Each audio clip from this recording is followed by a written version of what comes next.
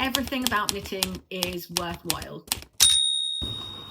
Hi, my name's Sophie, aka Cinemanet, and this is my YouTube channel where I talk about fibre arts, mostly knitting. And today we are going to be talking as I knit on the sleeve of my Georges sweater. As I'm working on this, I was reflecting a little bit on my first kind of full year of knitting. So I started knitting kind of a serious way in spring last year, and it's now like the end of spring this year. And I've been thinking a little bit about just over a year of like taking knitting very seriously, as this YouTube channel will attest to, and what I've learned. And I have like 30 pieces of advice for my former self, and like 30 things that I've learned about my knitting. And it will go from like acquisitions to like kind of how I manage my stash and how I manage my project queue and things like that, to like kind of nitty gritty techniques and maths and stuff like that, to just like attitude and like how I approach things and just like how I feel about things emotionally. And these are in no particular order. I'm a completely self-taught knitter, and some of these might seem really obvious to those of you who've been knitting longer than me, or those of you who maybe learned from somebody instead of trying to teach yourself. And they also might not work for you. These are things that I would tell myself, my previous self. Also, would I have taken my previous self's advice? No, because I am an experiential learner. I have to learn everything the hard way by making my own mistakes. But all of that being said, take from this what you will, and maybe one of these things will help you on your knitting journey. The first piece of knitting advice I would give myself would be a hack, which is like, Sophie, you're really bad at counting. And also in the past, I have been really bad at reading my own knitting. I'm getting better at that. For those reasons, use stitch markers as counters, particularly row counters and decrease counters. I still do this all the time. Stitch markers are my best friend. And you can see here that I am using the stitch markers to mark each place that I have increased on the back V of this cardigan. And I do this all the time with sleeves to work out increases or decreases. And I also do it as a way of counting rows as well. Stitch markers are your best friend. Don't rely on just like, oh, I'll figure it out later, or I'll write it down somewhere and remember, or like I'll be able to read it. You won't use stitch markers. That's my first piece of very specific advice to my past self. Second piece of very specific advice that I thought of partly because I'm knitting this sleeve. And this piece of advice I learned from YouTube. Twist the sweater, not the sleeve. You don't need to be twisting the sleeve round and round and round until it gets all tangled. Just twist the sweater. So what I do is, as I'm knitting, I will like twist the sweater in the opposite direction. And then as I'm knitting, it untwists, and then I twist it again, and then it untwists, and then I twist it again. And that way I'm not twisting the sleeve round and round and round. Twisting the sweater. The other thing that you can do is put the whole sweater in a project bag, in a drawstring project bag. And then that way you're not like having to untangle the sweater the whole time. But thank you to my YouTube viewers for teaching me about twisting the sweater, not the sleeve. Third thing also applies to this when I get down to the cuff. I would say to my previous self, I know you find small circumference knitting annoying, but you have to learn it. Just find one technique that you don't find abhorrent and then stick to that. And also, all the techniques are going to be annoying to you at first. And the technique I found that works for me is traveling loop, which I didn't even know about at first, but I find traveling loop much easier to manage than magic loop. And traveling loop is basically where you start knitting. This is the needle you're knitting with. This is the needle that you're picking up stitches from. And you just create a loop like that. And you knit the first stitch here, you pull it tight, and you keep on knitting for a while, so that then your loop travels round your knitting. And then when you feel like you're kind of like that you need to change, you just pull it up and then start another loop. Really easy. Traveling loop is my best friend in terms of small circumference knitting. I love it. And if I'd known that sooner and just experimented and picked one method and stuck to it and got good at it, I would have saved a lot of money that I wasted on very short circumference needles, like those shorties that I actually don't use. They really hurt my hands and I don't find them practical. I much prefer using normal length needles and using traveling loop. So I'd tell myself, I know that you find small circumference knitting very annoying, but you're going to have to figure out one of the many methods. So just pick one and get good at it. Next thing I would tell my past self, barber cords and interchangeable needle cords are your best friends. Don't just rely on a scrap piece of yarn. I know some people like doing that, and I can see it's a cost-saving measure, and I do that when I've forgotten my barber cord or I don't have enough interchangeable cords. But interchangeable cords are fantastic, and you can put stoppers at the end of them to put stitches on hold, and barber cord is your best friend in terms of trying things on. Another thing I would tell my past self is try things on as you go, because my first couple of projects, I didn't do that and they were too small. Try things on as you go. Next thing I would tell my past self, who used to think that all yarns were just kind of interchangeable and that like most yarns would knit up to a certain size with just a different thickness if you use the same needles, is understanding yarn weights and understanding like meterage and grams and things like that, and also getting familiar with kitchen scales and using kitchen scales to be able to figure out whether you have enough yarn. Really important. And in general, a note to my previous self would be like, get a little bit more comfortable than you are right now with things like measurements in like grams and meters and stuff like that. Another thing I would tell my past self, make a gauge swatch. Make a fucking gauge swatch, girl. Like, just make one. It's so important. It seems boring, but it saves so much time, because I'm often substituting in yarn. I'm often not using the yarn the pattern's asking, like calling for, or sometimes I'm self-drafting, and you can't do any of that without making a gauge swatch.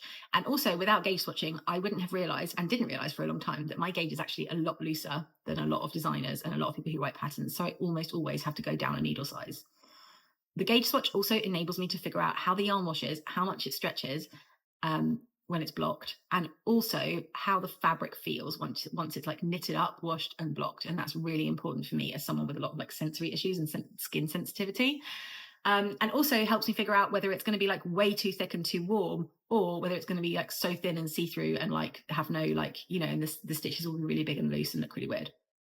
Do a gauge swatch. Related to this, learn basic maths. Just learn some basic maths. I know it seems frustrating, but once you learn a bit of basic maths, you'll be able to figure out like how far off gauge you are when you do your gauge swatch. You'll also be able to learn to like start self-drafting, just like get to grips with maths. I've done that and it's really changed my knitting game. Another tip that I didn't know that you were allowed to do for ages that has really changed my knitting experience, particularly with sweaters, is when you get bored, do the sleeves.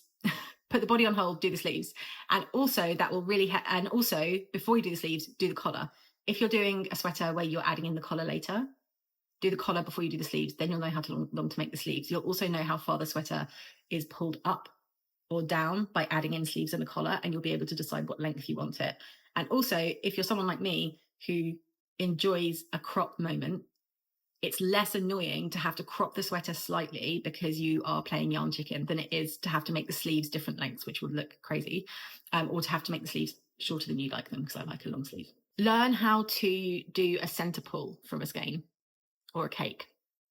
I used to think that people that insisted on doing centre pulls, I was like, what difference does it make? Seems really annoying. The yarn collapses in on itself all the time. Who cares? When I started doing colour work and when I started traveling more with my knitting, I realised how important it is. It is impossible to do colour work. Well, not impossible, but it's very annoying to do colour work, particularly on the go, when you're working with like 4 different yarns, which I was last time I was doing colour work. I was working with 2 yarns in one colour and 2 yarns in another colour.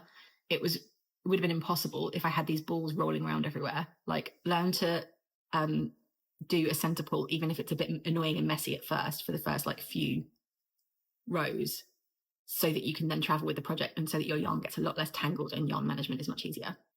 Next one, and this might seem like an obvious skill, but it's something that like I just think that when you are like an autodidact and you're teaching yourself, you might not learn how to effectively attach a new ball of yarn. I didn't know this for ages.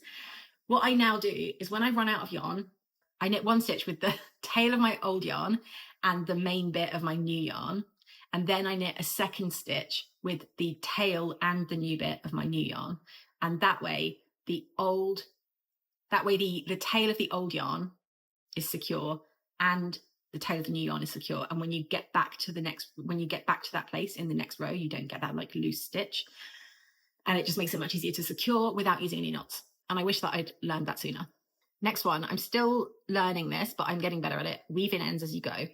When you feel like you're working on a project and you're kind of like knitted out for the night or whatever, but you still want to keep working on it, or when you've just got like a spare 10 minutes and you're on a journey somewhere and you have the right needle, just weave in a few ends. Why not? Who's it hurting? Nobody. Weaving ends as you go. I used to use the excuse of like, oh, I need to block it first because, I don't want the ends to come undone. And then just weave them in, hun. Just like weave them in. You're doing yourself a massive favor. You're doing future you a massive favor. I always try and weave in a few ends as I go. Okay, this is something new that I am trying to do when I'm picking new projects or designing new things. Before I start the project, I think of 3 outfits I would style the new wearable thing with, and 3 places I would wear those outfits. And if I can't think of them, I question whether or not I should be knitting that thing, because I am definitely guilty of making things because I want to make them, but then not really knowing how they fit into the rest of my wardrobe, color wise or style wise, or actually like where I would wear it. Next one, get familiar with a tape measure and with your own measurements. I now know my own like bust, waist, and hip measurements without having to look, and it's much easier for me to pick the right size. I think those of us who are used to buying high street clothing and ready to wear garments aren't necessarily that familiar with our own body sizes and how they might be like similar to or different from standardized sizing. And it really helps to know your own size to be able to pick the size you'd like to make. And related to this is when you're thinking about what size to make, also look at like the positive or negative ease and think about the items in your wardrobe. And if needs be, measure those items and see how much like positive ease they have to see how the item will fit. That's been really important to me. I've realized that I really love like a sleeve that's a lot longer than it necessarily needs to be. And I really like things that are like, when I'm looking for an oversized garment, I like to have like a pronounced amount of positive ease, and I will sometimes go up a size in order to achieve that, because one of the things I really hate is when something's supposed to be oversized but ends up clinging to my hips because I have quite an hourglass shape. Related to that, and also related to trying things on as you go, work out what your preferences are. I realized when I was measuring myself and when I was making things is that like my natural waist, which is my natural narrowest point, is very high up. It's a long way from my widest point and my hips and my bum. And I quite like things to hit at my narrowest point. And so knowing that allows me to crop things accordingly. And I can also try things on as I go. It also helps me to pick sizes. So I would say get to know what your preferences are and also what your measurements are. And also like niche things like how much is the gap between like my narrowest point and my widest point? Like not only what's the ratio, but also like what is the actual measurement, because it might be smaller or bigger than other people's. Some advice to pass me: don't cut corners with the finishing of projects. In the same way that like I won't wear things because I don't consider them to be finished unless I've woven in all of the ends, I also won't wear things where I have made mistakes in the finishing of the objects that make them seem sloppy, even though I put a lot of effort into the execution. So one thing I would say that I didn't do for a really long time is finding stretchy bind offs that work for you and that you like the look of, for things like cuffs and for like ribbing. And also what kind of neckline you like for things like sweaters. So whether you like a high neckline, whether you want like a double folded neckline, or whether you like it single, and figuring out like what your preferences are in terms of looks, but also figuring out like cast-ons and bind-offs and like finishing details and like ways of like weaving in ends that look like neat and tidy, particularly with things like superwash wool, that will elevate your pieces or like won't like bring them down because the finishing details aren't there. That might not be important to you, but it's something that I've really noticed is like the nicer the finishing details are on the garment and the more polished they feel to me, the more likely I am to wear them more often. Another bit of advice to pass me is, if you see a mistake, see that as your sign to go back and fix it. And if you don't know how to go back and fix it, see that as your sign to learn how to go back and fix it. I used to be really afraid of going back to fix mistakes because I didn't necessarily understand how I was supposed to fix them. And it took me, for that reason, it took me way too long to understand the difference between like a dropped stitch and an accidental yarn over. I used to think I was dropping stitches and I wasn't. I was accidentally yarning over because of the way that I used to purl.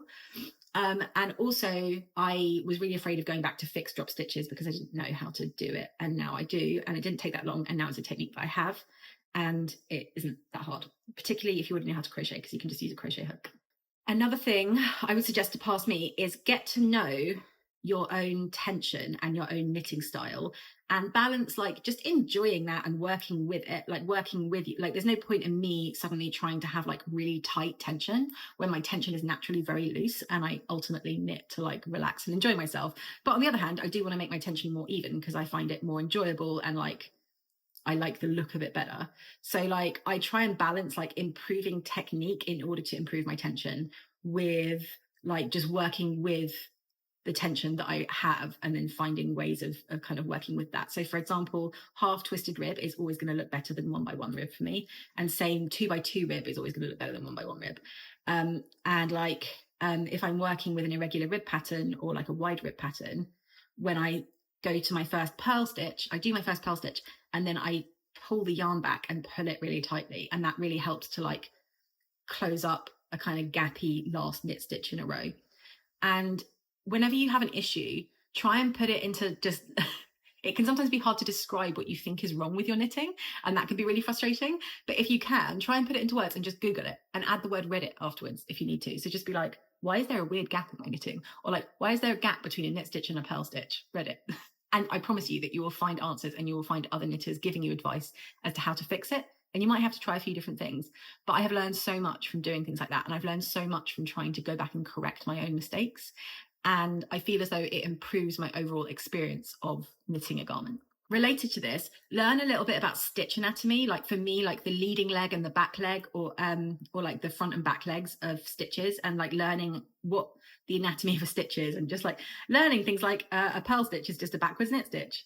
And just learning how a stitch is actually constructed will help so much in terms of being able to like understand your own knitting and read your own knitting. So like now that I understand the anatomy of a stitch and I understand what like a leading leg is, I can spot twisted stitches really easily. And for me, I don't twist stitches accidentally as I knit them, but I do. The times I end up with twisted stitches is when sometimes I wrap the yarn the wrong way when I'm picking up a stitch, and most often it's when I have dropped stitches accidentally and I'm putting them back on my needles, or like I'm transferring them from a cable and like a barber cord or something, and something goes wrong and I have to put the stitches back on my needle in a hurry before they kind of like ladder down. Those are the times where I twist stitches. And now I know when there's a twisted stitch on my needle, I can just knit it through the back loop and then that will untwist it. So learning how to like twist and untwist your stitches on purpose to correct your own mistakes, and also just learning how to spot twisted stitches and learning stitch anatomy will really help you. Related to that, something more philosophical: everything about knitting is worthwhile. That's a lie. There are some things that you'll try and they're just not worthwhile. I remember trying this like very complicated cast on method, and I tried it a bunch of times and then I realized that like it wasn't worthwhile for me because I didn't care enough about the difference that it made. And you'll figure those things out. But even doing that helped me figure it out, and so it was worthwhile. But everything I do is worthwhile in knitting, even my mistakes, because I learn from them. And even when I have to do things the long way, do things the hard way, do things twice, I still learn from them and it's worthwhile. My first colourwork project, the Northern Augustine's No. 4 sweater, which I have an epic project vlog about, I had to do the entire colourwork section twice because I got to almost the end of the colourwork section and I realised that tension issues I thought might block out were actually way too much of an issue for them to block out, and I was going to be so unhappy if I carried on. And you know what? I enjoyed knitting the colourwork section so much the second time around, and I'm so much more like proud of myself and pleased with it than if I'd carried on and ended up with a finished colourwork sweater with such bad tension issues that it was almost unwearable. And I try and remember that it's all experience and I'm learning from it all, and all of that learning I'm like plugging into the next project. Another thing I am trying to learn to do, and that I would like to advise my past self to do, is to have reasonable expectations about how my finished objects are going to look. I can have really unreasonable expectations about how neat and tidy my finished objects are going to look. And that's partly about my own inexperience as a knitter, but it's also partly about being exposed to machine-made clothing every single day, and also like very like shiny, polished, kind of Instagrammed versions of garments that don't show pilling, that don't show tension issues, that don't show all of the like quirks and foibles and perhaps like mistakes that my garments will have in them. And I think understanding that my garments will always look hand knitted, but more than that, they will always look hand knitted by me. They will always look like I knit them because I did knit them, helps me to kind of come to terms with things. And I'm trying to learn a bit more about how my knitting looks so that I'm able to picture what a finished object is going to look like once I have knitted it, not a different hand knitter, but me specifically. And I really learned that recently through making 2 samples of the Candy Darling sweater, my own samples, and then Charlie from Noodle Soup Yarns, who I'm collaborating with, has also knit a sample of the Candy Darling sweater as I was writing the pattern. And our samples look so different. Like we have completely different tension. Hers is a lot neater than mine, a lot tidier, but also a lot tighter. And I'm just learning how my knitting looks, and that in quite a neutral way, and just understanding that when I knit something, it's going to look like I knit it because I did. Kind of related to this, I don't know why this is, but knitting will attract some quite like perfectionist type A personalities. And if you get too dragged in to the discourse around this lovely hobby, it can feel as though you're never going to be good enough. And it can also feel as though like knitting is supposed to be a sort of like it can start to feel like knitting is frightening or like scary, or like you can kind of have like a Protestant approach to it where you kind of like don't deserve certain things or deserve to be punished, or like, you know, have to be a perpetual newcomer or something. And like nothing's that serious. Like you don't need to be afraid of making mistakes. Like you can decide to make a really complicated colorwork project and then you can like completely fuck it up. And you know what's going to happen? Absolutely nothing. Nothing bad's going to happen. It doesn't matter. Somebody might say, oh, you wasted some yarn. It doesn't matter. You can just frog it and do it again. It doesn't matter. You don't have to practice endlessly. You don't have to treat this like your job. You don't have to like make 1,000 million gauge swatches. Like do make one, but like you don't have to make loads. You don't have to be afraid. Like nothing's that serious. Like nothing's that serious. The worst thing that's possibly going to happen. Like this week, you'll see this in a future video, but this week, the worst thing that could possibly happen to a knitter happened to me, which is that I felted and shrank my brand new t-shirt that I just knitted. Do you know what happened? Nothing. I didn't even cry about it. I wasn't even that sad. I mean, I was annoyed. I was frustrated. But like, you know, nothing about knitting is not that serious. Like, it really isn't that serious. I still had fun knitting the t-shirt. It's like a real shame. But I found somebody who will fit the now much smaller t-shirt, who would like it. She's going to make a donation to the Trans Legal Fund. And everybody's happy. Nothing's wasted. Doesn't matter. And I would just like, I'm not really sure why knitting in particular seems to attract this kind of like very like type A, like very organized, very kind of treat everything like a job type of personality. And they can make knitting seem really scary and make newcomers feel really intimidated. And it just simply isn't that serious, lads. There's nothing about knitting that's particularly serious. It's just making stitches out of some wool. It really isn't that serious. And sure, you might be doing things like quote unquote wrong, but look at that. Literally doesn't matter. Does not matter. Related to this, there is a difference between, like, knitting develops a lot of different skills, I think. And there is a difference between a few different things in knitting, particularly knitting garments. So one skill set for knitting is being like imaginative and thinking of like new designs or new ways to use a certain stitch, or like inventing a garment or inventing a blanket or something, or inventing a colorwork pattern or whatever, like from inspiration you saw or out of nowhere, or being able to look at a garment and just like recreate it, something like that. Like that's one skill set, right? Another skill set is the technical knowledge that you need for knitting. So like the anatomy of certain stitches, the ability to understand like the technical elements of garment construction, things like that. That's a second skill. And then a third skill set is being really good at the physical act of knitting, like having really great tension, being a fast and efficient knitter, being really, really good and proficient at certain techniques like cabling or ladderback jacquard, or like complex colorwork, for example. And those skills are all like 3 completely different skill sets. Like one is like kind of technical and mathematical, one is like creative and imaginative, and one is like a physical, like muscle, like skill, like a manual skill. And it's okay that we don't develop all of those skills at the same rate. I think that the first skill, the imaginative skill, is always going to be my strength. And then the other two are always going to be catching up to it. And that's okay. And people who have like the third skill or the second skill, like when that is their leading skill, like when they are incredibly good at like creating a stockinette stitch sweater that is so neat that it looks machine knit, or like a cable knit sweater that is so unbelievably complex and tidy. It can seem like that first skill or even that second skill isn't as important, but they're all important. They're all important, and we all have different skills. And I know myself well enough to know that that first skill, the imaginative skill, is always going to outstrip the second and third skills, because I'm not a perfectionist and I'm a little bit clumsy with my hands. And I would say that like my mathematical and like technical knowledge and spatial awareness and stuff like that is like, it doesn't come naturally to me. I really have to practice.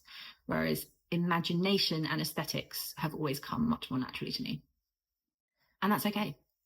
It's okay. And you can be the best knitter in the world in terms of like the third skill and not have any like imagination or style in terms of like being able to create a garment, you know, or like write a pattern or something.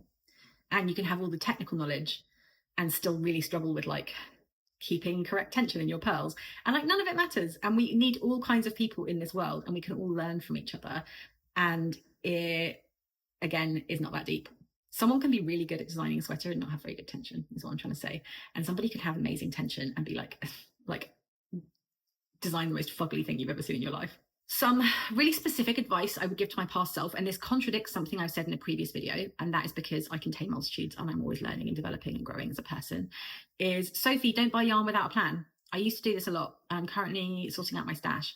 And whilst I understand my reasoning for having bought that yarn, and whilst I have used yarn later that I did buy without a plan, like I understand my reasoning. I tend to buy the same types of yarn over and over. I know what I like to work with. I know roughly how much like a garment quantity of that yarn is.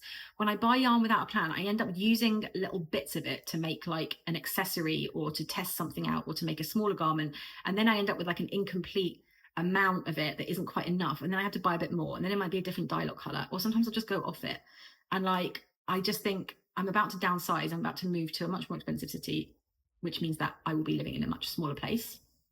And I'm going through my yarn at the moment, and I'm just realizing that like there's nothing wrong with the yarn. I would wear it, I would use it, it's in colors I like, but I don't have a plan for it. And then I have to come up with a plan for it. But then there might be something else I want to knit with the yarn I don't have.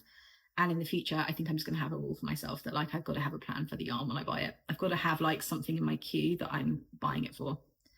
And that is probably a better way for me to use my time. And it means that I'll miss out on like sales and stuff like that sometimes, but like I think it's worth it in the long run. And I've really changed my mind about that. Related to this, I would say I am someone who tries to keep my yarn costs down. Like I have a whole video about like keeping my sweater costs to like around £30 or under per sweater to knit an extra large. And I am someone who I don't tend to buy sweater quantities of expensive yarn very often. I do try and keep my yarn costs down. But having said that, I would say a piece of advice to myself would be within reason, don't cut corners in terms of like the garment you actually want to knit and the yarn, the kind of yarn you want to knit it with. Like early in my knitting career, I would knit things out of acrylic because I didn't feel like I deserved to buy merino, even cheap merino, but then I wouldn't wear it. And also I would be too cheap to buy patterns because I didn't really understand what patterns were for. I was afraid I would buy a pattern and not be able to follow it. I was really afraid of buying patterns early in my knitting career. So I would find like free tutorials and stuff like that, which can go a long way. But I would say like to myself, if there's a garment you really want to make, like for example, if you really want to make like the wave sweater by Spectacle Strip, just buy the wave sweater pattern. And if you want to make it out of alpaca silk, wait for the drop sale and then buy it, or like find an affordable like Drops or Hobie or wherever you shop, like find an affordable version of the yarn that you want and buy it. Don't cut corners in terms of like buying a pattern that looks similar but isn't quite the thing you want. Just make the thing you want, because you're going to end up spending like a month making it minimum and you want to enjoy that process. So my advice to my previous self would be like, just buy the yarn you want or an affordable version of the yarn you want and buy the pattern you want. Don't try and like freehand it and like fuck it up. And you'll learn more from buying a well-written pattern than you will from attempting to recreate it with not enough technical skill to be able to. This is another thing that goes against what I've previously said. I previously said I didn't buy an interchangeable needle set. I just bought the needles as I needed them. Thing is, I was going to end up buying every size anyway. I now have like at least one set, if not two sets of interchangeable needles at most sizes. And I probably spent more money on buying them because I bought them one by one. If I were to go back in time, I would tell myself to buy the £22 or I think it's £27 drops interchangeable basic needle set, because I have that now anyway. And I use all the sizes and it's perfectly fine. And it probably costs like a third of the amount of the total that I've spent on needles. Related to that, don't buy DPNs or shorties because you'll never use them. I have sets of DPNs and sets of shorties that I do not use. I just use regular needles all the time, and I use traveling loop when I'm doing smaller circumferences. So if I could go back in time, I just tell myself to buy an interchangeable set with a bunch of cords, and that is by and large what I use. Next thing, it's okay to change your mind even after you've started the pattern, even after you've almost finished knitting it. If you realise partway through making something that you don't like it, you don't like knitting on it, you can't see yourself wearing it, you feel like it's going wrong, your tension's fucked up, like you don't like the texture, like it's okay to just abandon it. It's okay to put things in a pile and not look at them for a year and then go back to them and see how you feel. It's okay to frog something and just make something new out of it. It's okay to give it away. It's okay to just abandon it. It's okay. Like, just make the things you want to make and the things that you're enjoying making. And lastly, don't be afraid of new skills. I was terrified for ages of small circumference knitting. I was terrified of drop shoulder construction. I was terrified of cardigans. I was terrified of double knitting. I was terrified of cables. I was terrified of color work. Now what am I terrified of? I'm terrified of steeking and I'm terrified of sewing. Those are the things I avoid. They're not scary. Well, I mean, honestly, I think steeking is scary, but lots of you have told me already that it's not scary. I just avoided things because I was scared of them. And it's fine because I have only been knitting for a year, but like I'm trying to sort of remember that like I once thought that cables were terrifying and now I really love cabling and it's not that hard. And I also used to think that colour work was terrifying and would take all of the joy out of knitting for me. And actually colour work was really fun and I really want to do more of it. So I would say just remember that, Sophie, when you eventually learn, are going to be steeking something or having to like sew a bunch of things together, and remember that it's not that bad. It's not that bad. You can do it and it's worth it because you only have to go through the pain of learning to do it the first time once, and then you've got it in your arsenal of skills. And it's really lovely to approach things, like, oh, I want to make a new project without all of these like list of things that you're too afraid to do, and then it makes you feel like not a proper knitter. And I always try and pick my next project with like a bunch of skills that I'm comfortable with and then one new skill. So like, for example, with like my first colorwork project, I picked like yarns that I had used before and yarn types that I was comfortable with, and like a gauge that I'd kind of worked at before. Like I didn't pick like some tiny gauge that I'd never worked something up in before. And a construction, which was like a circular yoke that I was comfortable with and working in the round top down, but doing colorwork for the first time. So colorwork was a skill I was acquiring. Or like my first cable pattern was a saddle shoulder construction, which I'd done before, and it was working with a yarn that I'd worked with before, which just drops air, but I was learning cables for the first time. So that was the skill I was acquiring. And I always try and pick, each project I pick, I try and work with a bunch of skills I already have and then a brand new skill. And sometimes that brand new skill is not necessarily like a stitch type or a construction type, but it's like I'm self-drafting this object for the first time. So I've worked with a few patterns that make this type of object, and now I'm drafting my own. And so like the new skill is like self-drafting this particular object. And finally, I would just say like don't lose sight of the fact that it's supposed to be fun. I can, having gone on that rant about all like type A people and like, people that use knitting as a kind of Protestant form of punishment, or like, you have to be like a professional at it, whatever. Like I can do that. I can turn absolutely anything into like a slog and a job and something to guilt trip myself over. And sometimes I just have to remember that I'm doing this for me and I'm doing it because it's fun and relaxing. And honestly, like I love the finished objects a lot of the time, but really the thing that's most beneficial to me is the process. It's like the process of knitting, the act of knitting is very healing for me. The time I spend on it is very healing for me and very good for me. And I just have to remember that that's why I'm doing it and act accordingly. And that is my list. I would love to know what you would tell your beginner knitter self, or if you are a beginner, the things that you feel most intimidated by or would like some advice about. I would love to hear like niche bits of advice, like, or like niche bits of knitting wisdom that you've learned that kind of like changed your knitting game. For me, like traveling loop was a huge one. Like it seems so specific and maybe obvious, but like not, like learning that I could do traveling loop instead of any other method for small circumference knitting really changed the game for me.